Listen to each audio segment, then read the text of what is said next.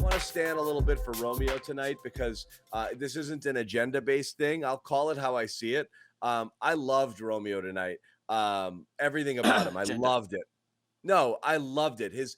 Some of the rebounds he grabbed, how active he was, how athletic he looked. He was just really, really springy. He was able to get to his spots. If he finished a couple, he could have really had a nice game because he got to the rim. He got to that kind of mid range, not all the way to the rim, but just pulled up for a couple and just kind of was a little bit strong with a couple of ones early. But he looks just so like in place tonight. And again, maybe it's the competition, but he just looked like had that vibe of like, I'm as good as everybody out here, so I'm just going to play basketball instead of like am I allowed to do this sort of thing, or let me pick my spots. He just kind of played, and I like that.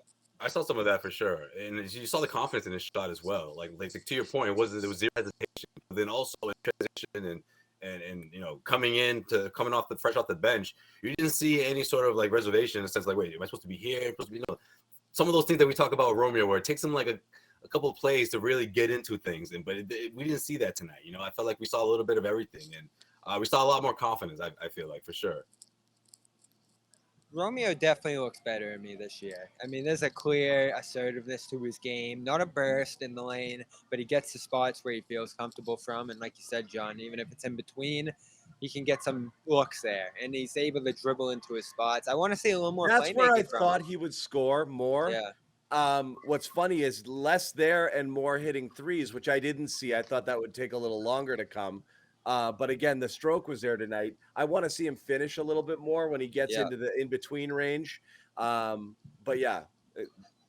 I was looking at the numbers through the first 3 years of his career on open looks, and I was like, oh, the number's pretty good. It's like 60%. It was on 5 looks. So he's just starting to get in the That's rhythm. Usually enough of a sample size for you to make a case. Yeah, what do you mean, dude? That's right up your alley, dude. Well, he's 2 for 4 to start the year.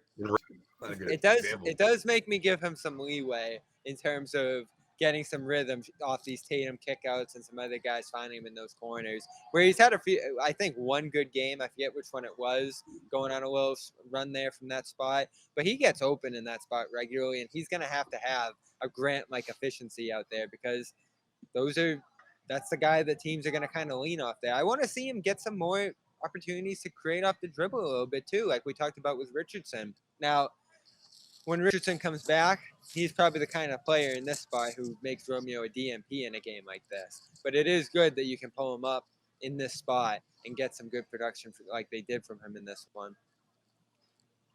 I love it.